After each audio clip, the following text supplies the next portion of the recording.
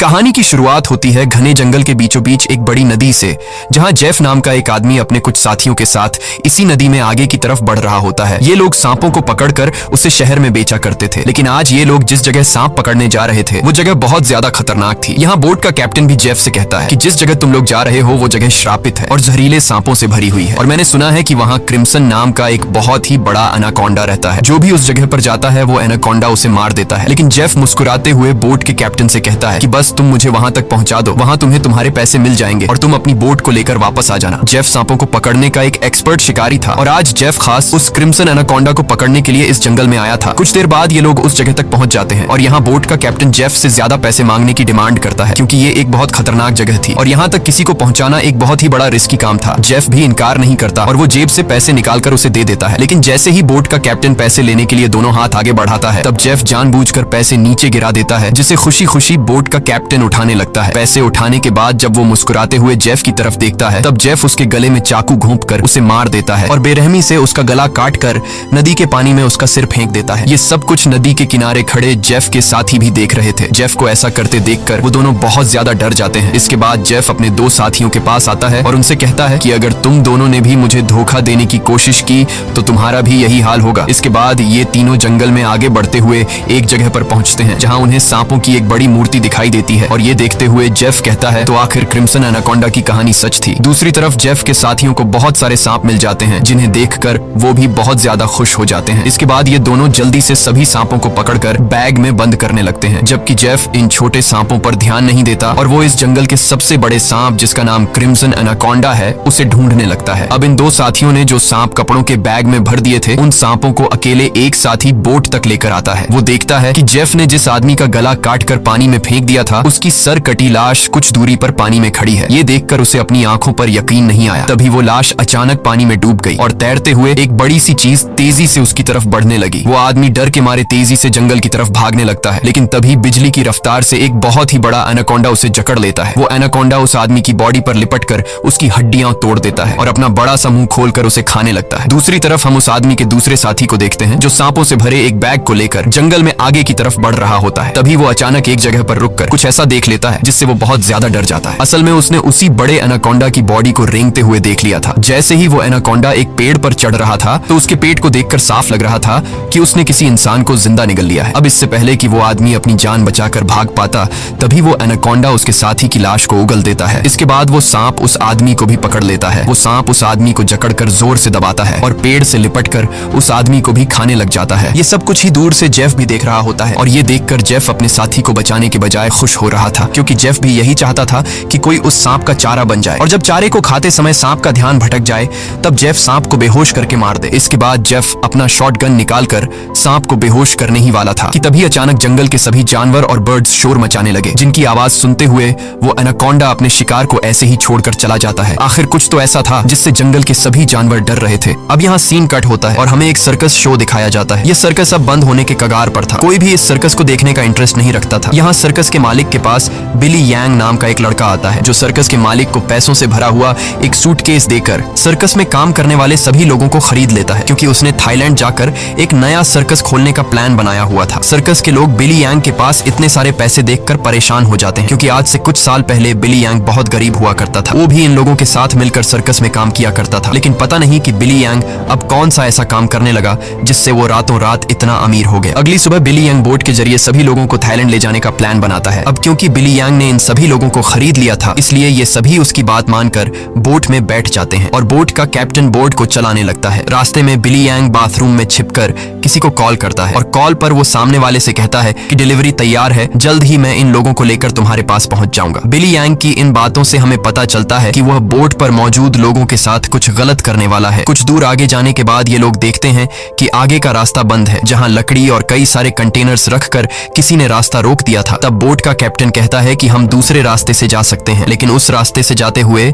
हमें थाईलैंड पहुंचने में बहुत टाइम लगेगा। इसलिए बिली यांग को कैप्टन का आइडिया पसंद नहीं आता। वो कैप्टन को धमकी देता है कि जो भी हो हमें वक्त पर थाईलैंड पहुंचना है, क्योंकि वहां हमारा शो है जिसके पैसे मैं एडवांस ले चुका हूं। अगर हमने शो नहीं किया तो हम बर्बाद हो जाएंगे। कैप्टन कहता है कि अगर तुम लोग लंबे रास्ते से नहीं जाना चाहते तो फिर हमारे पास यही एक रास्ता है। वह कहता है कि हम इन सारी चीजों को बॉम्ब से उड़ा देंगे और अपना रास्ता बनाकर यहाँ से निकल जाएंगे। बिली यांग को कैप्टन की बात ठीक लगती है और वो इस के लिए तैयार हो जाता है, लेकिन उन्हें पता नहीं था कि ये लोग कितनी बड़ी गलती करने जा रहे हैं। इसके बाद ये लोग कंटेनर्स के पास बॉम्ब रखते हैं और फिर उन्हें रिमोट से उड़ा देते हैं। ऐसा करने से उनका रास्ता तो साफ हो गया, लेकिन धमाके की वजह से ढेर सारे सांप उनके बोट पर गिर जाते हैं, क्योंकि उन सभी कंटेनर्स में सांप भरे थे। डर के मारे ये लोग यहाँ वहाँ भागने लगते हैं। अब पूरी बोट सांपों से भर चुकी थी और ये सांप बोट पर मौजूद लोगों को डसने लगते हैं। यहाँ लेनी नाम की एक लड़की समझदारी से काम लेते हुए पाइप के जरिए प्रेशर से पानी खोल देती है और अपने आसपास जितने भी सांप होते हैं सबको बोट से नीचे पानी में गिरा देती है। बिली यांग डर के मारे बोट के बाथरूम में छिप जाता है, लेकिन तभी अचानक बाथरूम की छत टूट जाती है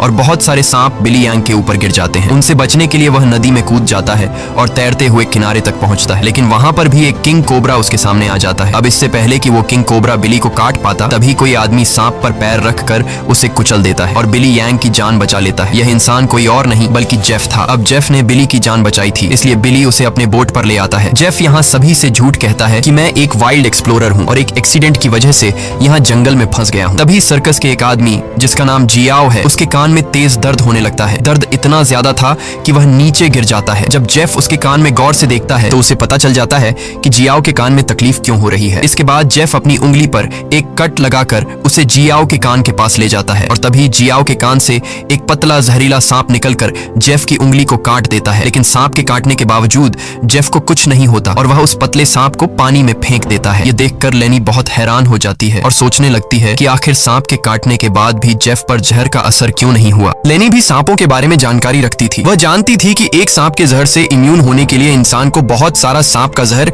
अपने शरीर में डालना पड़ता है, तब जाकर उस इंसान पर सांप के जहर का असर नहीं होता। ये सारी चीज वह बिली यांग को भी बताती है और कहती है, मुझे जेफ ठीक नहीं लग रहा। तुमने भी देखा कि सांप ने उसे उंगली पर काटा, लेकिन जेफ को कुछ नहीं हुआ। लेकिन बिली यांग लेनी की बातों पर ध्यान नहीं देता और कहता है कि हमें जेफ का शुक्रिया अदा करना चाहिए, क्योंकि उसने मेरी और हमारे एक साथी की जान बचाई है। दूसरी तरफ जेफ इस बोट के कैप्टन से मिलता है। जेफ बोट के कैप्टन को ढेर सारे पैसे देकर एक नक्शा दिखाता है और बोट के कैप्टन से कहता है कि अगर तुमने मुझे नक्शे पर बताई गई जगह पर पहुंचाया तो मैं वहां पहुंचकर तुम्हें और भी ढेर सारे पैसे दूंगा। कैप्टन उस जगह का नाम सुनते ही बंदूक उठाकर जेफ पर तान देता है। वह कहता है कि अगर दोबारा तुमने वहां जाने की बात की तो मैं तुम्हें गोली मार दूंगा। दरअसल कैप्टन भी उस जगह के बारे में जानता था कि वहां एक बहुत ही खतरनाक क्रिम्सन नाम का एनाकोंडा रहता है। यह सुनकर जेफ वहां से चला जाता है। कैप्टन बोट में बैठकर मछलियां पकड़ने लगता है, लेकिन तभी हम देखते हैं कि कैप्टन जिस फिशिंग रॉड से मछलियां पकड़ रहा था वह फिशिंग रॉड नीचे से कोई जोर से खींचता है, जिसकी वजह से वह फिशिंग रॉड कैप्टन के हाथ से छूटकर नीचे गिर जाती है। अब कैप्टन उस फिशिंग रॉड को उठाने के लिए नीचे झुकता है, लेकिन तभी उसे कोई पानी में नीचे खींच लेता है। दरअसल कैप्टन को किसी और ने नहीं बल्कि जेफ ने पानी में नीचे खींचा था। कैप्टन को मारने के बाद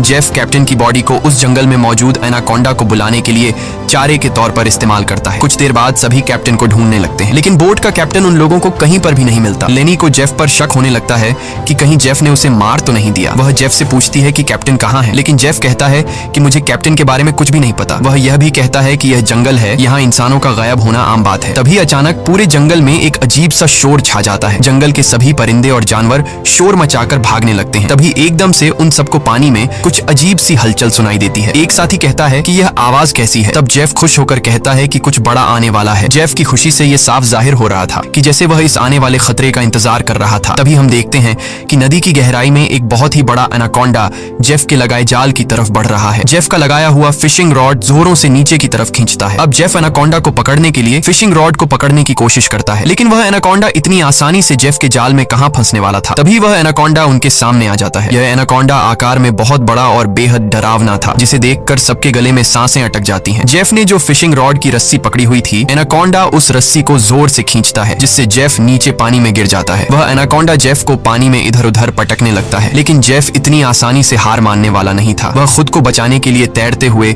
उसी नदी में मौजूद एक छोटी बोट पर चढ़ जाता है और एनाकोंडा को पकड़ने वाले जाल की रस्सी को उसी बोट से बांध लेता है। अब वह बोट पर खड़े होकर एक नुकीले औजार से उस एनाकोंडा पर वार करता है, लेकिन उस वार से एनाकोंडा पर कुछ ज्यादा असर नहीं होता। एनाकोंडा जेफ को पकड़ लेता है। वह एनाकोंडा जेफ के साथ साथ उस बोट के ऊपर लिपटकर नीचे पानी में डुबो देता है। दूर खड़े ये लोग यह सब कुछ देख रहे थे और उन्हें लगता है कि जेफ मारा गया, लेकिन अगले ही पल जेफ तैरता हुआ पीछे से वापस बोट में आ जाता है। ये देखकर सभी लोग हैरान रह जाते हैं। अब जेफ फिर से पानी में एनाकोंडा ढूंढने लगता है, लेकिन उसे नहीं पता था कि एनाकोंडा अब पानी में नहीं बल्कि उसके पीछे बोट की छत पर है। एनाकोंडा सबके सामने अपने मुंह से कैप्टन की बॉडी को उगल देता है। ये देखकर बोट पर सभी लोग बहुत डर जाते हैं। ये लोग एनाकोंडा से खुद को बचाने के लिए इधर उधर भागने लगते हैं। वह एनाकोंडा कमरे में बंद सर्कस के दो साथियों को मारने ही वाला था कि तब भी पीछे से जेफ हाथ में एक नुकीला औजार लिए एनाकोंडा पर हमला कर देता है, जिससे एनाकोंडा और भी ज्यादा गुस्सा हो जाता है और अब एनाकोंडा जेफ की तरफ बढ़ने लगता है। लेकिन जेफ एनाकोंडा से खुद को बचाते हुए उससे छिप जाता है, मगर एनाकोंडा भी जेफ का पीछा नहीं छोड़ता। वह जेफ को ढूंढने के लिए बोट के अंदर घुस जाता है, जहां बोट के अंदर सर्कस के बाकी लोग भी छिपे हुए थे। लकीली एनाकोंडा बिली और डायना को देख नहीं पाता। वह उनके ऊपर से रेंगते हुए खिड़की से होकर बोट से बाहर निकल जाता है। ये सभी लोग बोट के कोने कोने में छिपे हुए थे। एनाकोंडा इन लोगों को ढूंढते हुए जब बाथरूम की तरफ जाता है तो वह एक बच्चे और जियाओ को देखता है। एनाकोंडा तुरंत उन दोनों पर हमला कर देता है, लेकिन यह दोनों खुद को बचाते हुए वहां से निकल जाते हैं। अब उनके पास लेनी भी पहुंच जाती है। जैसे ही एनाकोंडा लेनी पर हमला करता है, तब जियाओ समझदारी से काम लेते हुए एनाकोंडा के सिर के आगे एक मटका हिलाता है, जिससे एनाकोंडा का सिर मटके के अंदर फंस जाता है। मटके से अपना सिर निकालने के लिए एनाकोंडा तड़पने लगता है और इसी हलचल में यहाँ पर केरोसिन ऑयल का गैलन गिर जाता है। एनाकोंडा अपने सिर से मटके को निकालने के लिए पूरी तरह से बेकाबू हो जाता है। वह यहाँ वहां खुद को मारता है और आखिर में वह अपने सिर को बोट से पटक कर मटके को तोड़ देता है, जिससे उसका सिर आजाद हो जाता है। लेकिन आजाद होते ही पीछे से जेफ एनाकोंडा के गले में रस्सी का फंदा डाल देता है। इससे पहले कि जेफ उस एनाकोंडा को पकड़ पाता, तभी नीचे केरोसिन ऑयल गिरने की वजह से बोट में आग लग जाती है और आग धीरे धीरे बढ़ते हुए बोट में रखे बमों तक पहुंच जाती है, जिससे बोट में ब्लास्ट होने लगते हैं। तभी बोट में एक बहुत ही बड़ा ब्लास्ट होता है। अब बोट पर मौजूद सभी लोग खुद को बचाने के लिए पानी में कूद जाते हैं, लेकिन जेफ ने एनाकोंडा के गले में रस्सी बांधी थी, जिस वजह से वो भाग नहीं पाता और आग में जलकर मर जाता है। ये लोग जैसे तैसे तैरते हुए नदी के किनारे तक पहुंच जाते हैं। जहाज को जलता देखकर बिली यांग रोने लगता है। वह इस वजह से रोता है कि ये लोग अब समय पर थाईलैंड नहीं पहुंच पाएंगे। सर्कस के बाकी लोग बहुत ज्यादा डरे हुए थे, क्योंकि ये सभी जंगल के बीचों बीच थे और अब उनके पास वापस जाने के लिए बोट भी नहीं था। लेनी समझ चुकी थी कि इन सब का जिम्मेदार जेफ है। उसने इनके जहाज को एक जाल के तौर पर इस्तेमाल किया। वह जेफ से कहती है, अगर तुमने ऐसा न किया होता तो यह इतना बड़ा खतरा हम पर न आता। जेफ जवाब में कहता है कि तुम लोग जानते भी हो कि इस एक एनाकोंडा की कीमत कितनी है। अगर तुम लोगों ने इसे पकड़ने में मेरा साथ दिया होता तो आज हम सब करोड़पति होते। पैसों का नाम सुनते ही बिली यांग की आंखें चमक उठती हैं। वह थाईलैंड जाने का प्लान कैंसिल कर देता है और दौड़कर जेफ के पास आता है और कहता है, मैं तुम्हारे साथ हूँ। बताओ इस एनाकोंडा को पकड़ने के लिए हम क्या कर सकते हैं और हमें पैसे कैसे मिलेंगे। उसके बाद जेफ एक मैप निकालता है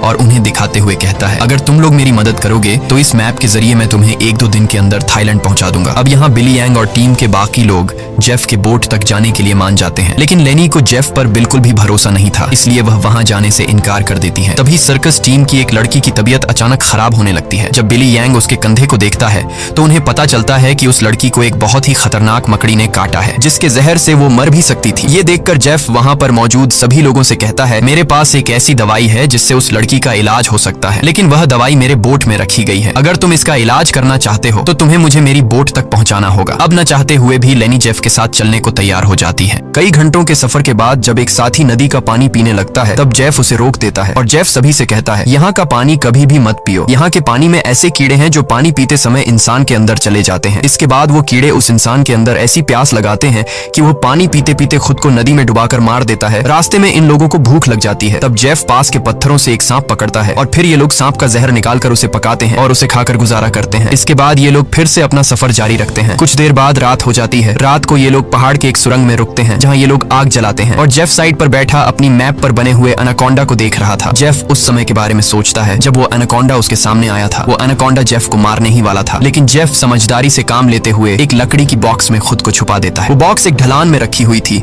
इसलिए जेफ बॉक्स को धक्का देकर रगड़ते हुए नीचे नदी तक पहुंच जाता है। अब जेफ इस बॉक्स से खुद को निकालने की कोशिश तो करता है, लेकिन बदकिस्मती से जेफ उस बॉक्स में हमेशा के लिए बंद हो गया और काफी समय तक जेफ उसी बॉक्स में फंसा रहा। इसके बाद ये लोग आते हैं। इन लोगों ने रास्ता खोलने के लिए डायनामाइट लगाकर कंटेनर तोड़ दिए, जिसमें से जेफ बाहर निकल गया और उनके साथ मिल गया। सीन फिर से प्रेजेंट में आता है, जहाँ जेफ इस मैप को देख रहा था। तभी बिली यांग उसके पास आता है और कहता है, तुम उसी एनाकोंडा को पकड़ना चाहते हो ना? जेफ कहता है, हाँ, ये एक बहुत ही बड़ा एनाकोंडा है, एक ऐसा एनाकोंडा जो इस पूरे जंगल का राजा है। यहाँ के सभी जानवर इस एनाकोंडा से डरते हैं। इसने दुनिया के बड़े बड़े शिकार किए हैं, यहाँ तक कि इसने अपने ही जैसे बड़े बड़े एनाकोंडा को मार गिराया, और अगर हम उसे पकड़ने में कामयाब हुए तो हम रातों रात मिलियनेयर बन जाएंगे। पैसों का सुनते ही बिली यंग कहता है, मैं आपके साथ उस एनाकोंडा को पकड़ने के लिए तैयार हूँ। अब काफी रात हो जाती है और ये सभी लोग सो जाते हैं। तभी सर्कस के एक साथी की किसी अजीब सी आवाज से आंख खुलती है। वो देखता है कि उसका भाई यहाँ नहीं है। अपने भाई को ढूंढते हुए वो उस सुरंग से बाहर आया और उसे ढूंढते हुए नदी के पास जाता है, जहाँ वो देखता है कि उसका भाई अपने आप को नदी के पानी में डुबाने की कोशिश कर रहा है। ये आदमी उसे ऐसा करने से रोकता है, पर उसका भाई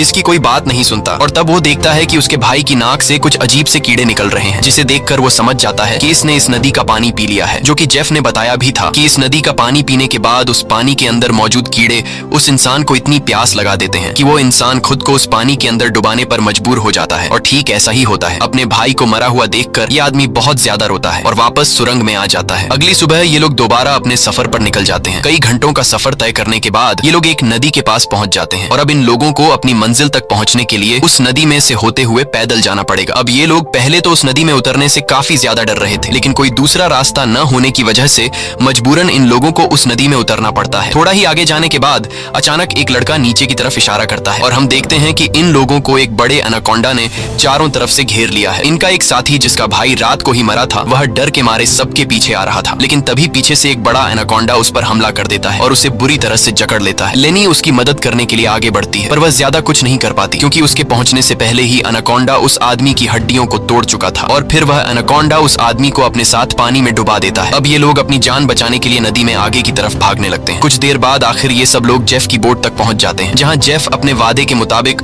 उन लोगों को उस लड़की के लिए एंटीडोट दे देता है जिसे कंधे पर जहरीली मकड़ी ने काटा था। अब यहाँ से थाईलैंड की जमीन भी काफी करीब थी और ये सभी थाईलैंड जाने के लिए निकलते हैं, लेकिन तभी जेफ उन लोगों को रोक देता है। दरअसल जेफ इसलिए इन लोगों को इस जगह पर लाया था ताकि वो इन लोगों को चारे की तरह इस्तेमाल कर सके। जेफ उन सब लोगों से कहता है कि मैं तुम सब लोगों को वादे के मुताबिक सही सलामत यहाँ तक ले आया हूँ, लेकिन अब तुम लोगों को भी अपना वादा पूरा करना होगा, तुम्हें मेरी मदद करनी होगी। तब वो छोटा बच्चा जेफ से कहता है कि अगर तो तुम्हारी ये मदद उस एनाकोंडा से जुड़ी है तो हम तुम्हारी कोई मदद नहीं करेंगे। इनकी ये बातें सुनते ही जेफ अपनी बंदूक निकाल लेता है और बिली यांग भी चाकू निकालकर उसका साथ देने लगता है। बिली यांग सभी से कहता है कि जेफ जो भी कह रहा है तुम्हें उसकी बात माननी चाहिए। यहाँ लेनी कहती है कि तुम लोग पागल तो नहीं हो गए हो, उस एनाकोंडा को पकड़ना बहुत मुश्किल है, क्यों तुम लोग अपनी जान से हाथ धोना चाहते हो? जेफ कहता है हाँ तुम ठीक कह रही हो, उस एनाकोंडा को पकड़ना मुश्किल तो है पर नामुमकिन नहीं, क्योंकि उस एनाकोंडा को खाते हुए जब उसका ध्यान भटक जाए तब उसे पकड़ा जा सकता है। उसके बाद बिली यांग और जेफ सर्कस टीम के 2 लोगों को रस्सी से बांधकर सांप का चारा बनाते हैं। वह बच्चा बिली यांग से कहता है तुम ऐसा क्यों कर रहे हो? सोचो अगर हम लोग मर गए तो तुम्हारी सर्कस में कौन परफॉर्म करेगा? ये सुनकर बिली यांग जोर जोर से हंसने लगता है और उस बच्चे से कहता है कि क्या तुम लोगों ने कभी सोचा नहीं कि मैं इतनी जल्दी कुछ ही सालों में इतना अमीर कैसे हुआ? अरे पागलो, मैं तुम लोगों को थाईलैंड में सर्कस के लिए थोड़ी लेके जा रहा था। मैं तो तुम्हारी बॉडी के ऑर्गन्स को बेचकर बहुत सारा पैसा कमाने वाला था और यही मेरा बिजनेस है, लेकिन अब देखो मैंने अपना प्लान चेंज कर दिया। अब मैं जेफ के साथ मिल गया हूँ क्योंकि मैं जानता हूँ कि तुम्हारे बॉडी पार्ट्स से भी ज्यादा पैसे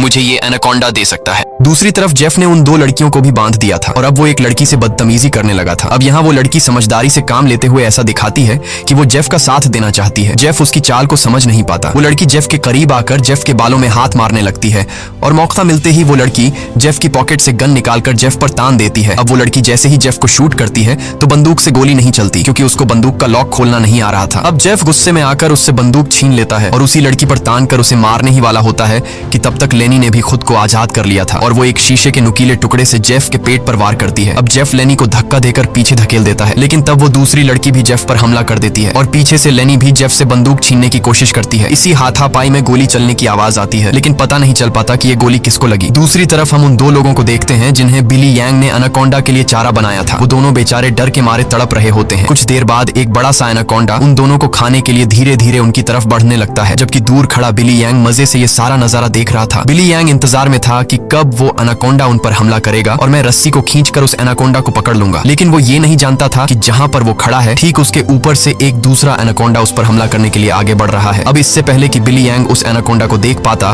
वो एनाकोंडा उसके काफी करीब पहुंच जाता है और वो एनाकोंडा बिली यांग पर हमला करके उसे अपने साथ उठाकर ले जाता है और तब बिली यांग के हाथ से रस्सी छूट जाती है, जिससे एनाकोंडा का चारा बने हुए 2 लोगों को जाल कवर कर लेता है, जिससे उनकी जान बच जाती है। दूसरी तरफ जेफ उस लड़की को मारने की कोशिश करता है, लेकिन लेनी पीछे से आकर जेफ को एक बड़ी लकड़ी से सिर पर मारकर बेहोश कर देती है। जेफ के बेहोश होते ही ये दोनों भागते हुए अपने 2 साथियों के पास पहुंच जाती हैं और उन्हें जाल से आजाद कर लेती हैं, लेकिन बदकिस्मती से जेफ को होश आ गया था और वो उनकी तरफ बढ़ने लगा, लेकिन तभी एक बड़ा सा एनाकोंडा आकर जेफ को ले जाता है। ये लोग अब जल्दी से यहाँ से निकलने की तैयारी करते हैं, लेकिन उनकी एक साथी चलने के लायक नहीं थी क्योंकि जेफ और उन लड़कियों के बीच हाथापाई के दौरान जो गोली चली थी वो गोली उस लड़की को लगी थी। कुछ देर बाद वो लड़की उनकी नजरों के सामने दम तोड़ देती है। अब बचे हुए 3 लोग अपनी जान बचाने के लिए जेफ की बोट में बैठकर नदी से होते हुए यहाँ से निकलने लगते हैं, लेकिन तभी पीछे से जियाओ को कोई चीज लगती है। जब वो कंधे से उस चीज को उतार कर देखता है तो उसे पता चलता है कि ये एक बेहोशी वाला इंजेक्शन है। कुछ ही सेकंड बाद जियाओ बेहोश हो जाता है और जियाओ को बेहोश करने वाला कोई और नहीं बल्कि जेफ ही था, यानी उस एनाकोंडा के हमले से भी वो बच गया था और उसने एनाकोंडा का सिर काटकर उसे मार दिया था। अब जेफ उन तीनों को पकड़कर एनाकोंडा के चारे के लिए बांध देता है और उनके चारों तरफ तेज धार वाली लोहे की तार बांध देता है और साथ में वहाँ पर खून भी छिड़क देता है, जिसके बाद वो उनके जाल की रस्सी को पकड़कर यहाँ से कुछ दूर खड़ा हो जाता है। कुछ देर बाद कई सारे एनाकोंडास खून को सूंघते हुए उन तीनों की तरफ बढ़ने लगते हैं। ये तीनों बहुत ज्यादा डरे हुए होते हैं और उनको अपनी मौत आंखों के सामने नजर आ रही होती है। ये सभी एनाकोंडास उन तीनों को मारने के लिए उनके काफी करीब पहुंच जाते हैं, लेकिन तभी एक बार फिर से जंगल के सभी जानवर शोर मचाकर भागने लगते हैं और यहाँ पर मौजूद सभी एनाकोंडास भी किसी को देखकर एक एक करके भागने लगते हैं। लेकिन एक एनाकोंडा अभी भी उन तीनों को मारने के लिए रुका हुआ था, पर तभी वहां पर क्रिम्सन एनाकोंडा आ जाता है और वो उस अकेले रुके हुए सांप पर हमला करके उसे एक ही झटके में मार देता है। यहाँ हम उस क्रिम्सन एनाकोंडा को अच्छी तरह से देख पाते हैं, जो साइज में बहुत ही ज्यादा बड़ा और खतरनाक था, जिसे देखकर ये तीनों बहुत ज्यादा डर जाते हैं। लेकिन दूर खड़ा जेफ क्रिम्सन एनाकोंडा को देखकर बहुत खुश होता है। वो एनाकोंडा उन तीनों से लिपटकर अपना बड़ा सा मुंह खोलकर उन तीनों को खाने ही वाला था कि तभी जेफ जाल की रस्सी छोड़ देता है, जिसमें वो एनाकोंडा फंस जाता है। ये एनाकोंडा अपने आप को छुड़ाने के लिए तड़पने लगता है। वो काफी जोर लगाकर खुद को आजाद करने की कोशिश करता है, लेकिन जब वो आजाद नहीं हो पाता तब वो अपने तेज नुकीले दांतों से जाल की रस्सी काटकर खुद को आजाद कर लेता है। लेकिन अभी भी जाल की रस्सी उसके बॉडी में फंसी हुई थी, इसलिए जेफ रस्सी को मजबूती से पकड़कर उसे पकड़ने की कोशिश करता है, पर जेफ एनाकोंडा की ताकत का मुकाबला कहां कर सकता था। जेफ उसे पकड़ने की कोशिश में दो पेड़ों के बीच फंस जाता है और अब वो उन पेड़ों से बाहर निकल नहीं पाता और मौके का फायदा उठाते हुए वो क्रिम्सन एनाकोंडा जेफ की तरफ बढ़ने लगता है और जेफ को पकड़कर बुरी तरह से जकड़ने लगता है। ये तीन लोग भी अपनी आंखों से ये सारा नजारा देख रहे थे और डर के मारे जल्दी से खुद को छुड़ाने की कोशिश करते हैं, क्योंकि उन्हें पता था कि जेफ के बाद उनकी बारी है। ये लोग खुद को छुड़ाने का हर मुमकिन तरीका अपनाते हैं, लेकिन ये लोग उस जाल से निकल नहीं पाते। तभी वो छोटा लड़का अपने आप को बचाने के लिए अपने दांतों से जाल की रस्सी काटने में लग जाता है और काफी कोशिश के बाद वो रस्सी का कुछ हिस्सा काट लेता है। अब थोड़ी ही रस्सी बची थी, इसलिए वो अपने दांतों की पूरी ताकत लगाकर रस्सी को काटने लगता है, जिससे उसके दांतों से खून आने लगता है। यहाँ क्रिम्सन एनाकोंडा जेफ को बुरी तरह से जकड़ लेता है और वो जेफ को दबाकर उसकी हड्डियां तोड़ने लगता है, जिसके बाद वो क्रिम्सन एनाकोंडा जेफ को भी जिंदा निगल लेता है। दूसरी तरफ वो बच्चा अपने दांतों से रस्सी तोड़ने में कामयाब हो जाता है और वो उन दोनों को भी आजाद कर लेता है और ये लोग नदी की तरफ भागने लगते हैं। लेकिन जेफ को मारने के बाद अब वो क्रिम्सन एनाकोंडा उनके पीछे पड़ जाता है। ये दोनों एक पेड़ के पीछे छिप जाते हैं, जबकि वो बच्चा एक लकड़ी के बॉक्स के अंदर खुद को छिपा लेता है, पर एनाकोंडा उसे देख लेता है और अब वो एनाकोंडा धीरे धीरे उस बच्चे की तरफ बढ़ने लगता है। बच्चा पूरा जोर लगाकर उस कंटेनर से बाहर निकलने की कोशिश करता है, लेकिन उस कंटेनर के दूसरी तरफ का दरवाजा बंद था। वो बच्चा चिल्लाकर उन दोनों से मदद के लिए पुकारता है और वो एनाकोंडा भी अब बच्चे के काफी करीब आ चुका था। अब इससे पहले कि एनाकोंडा उस बच्चे को मार पाता, तभी बाहर से जियाओ कंटेनर का दरवाजा तोड़कर उस बच्चे को बचा लेता है। अब ये तीनों फिर से अपनी जान बचाने के लिए एनाकोंडा से भागने लगते हैं, लेकिन ये पूरा जंगल उसी एनाकोंडा का था। इस जंगल में होते हुए ये लोग उससे बचकर नहीं जा सकते थे, इसलिए ये लोग एक पेड़ के पीछे छिप जाते हैं। पर तभी कुछ दूरी पर वो एनाकोंडा उन्हें देख लेता है। उन्हें देखते ही वो एनाकोंडा तेजी से उनकी तरफ आने लगता है। ये लोग खड़े होकर अपनी मौत का इंतजार करने लगते हैं, क्योंकि ये लोग जान चुके थे कि अब उनकी जान नहीं बच पाएगी। पर जैसे ही वो एनाकोंडा अपना बड़ा मुंह खोलकर उन पर हमला करता है, तभी एक मजबूत लोहे की नुकीली तार से उसका सिर बीच से कट जाता है। ये नुकीली तार असल में जेफ ने बिछाई थी, जिससे क्रिम्सन एनाकोंडा का खात्मा हो जाता है। ये लोग यकीन नहीं करते कि उनकी जान बच गई और ये लोग काफी देर तक उसकी बॉडी को देखते रहते हैं और फाइनली ये लोग जल्दी से उस जंगल को छोड़कर यहाँ से निकल जाते हैं। इसी के साथ ये कहानी खत्म हो जाती है। अगर आपको ये वीडियो अच्छी लगी हो तो हमारे चैनल को सब्सक्राइब और वीडियो को लाइक जरूर कीजिएगा।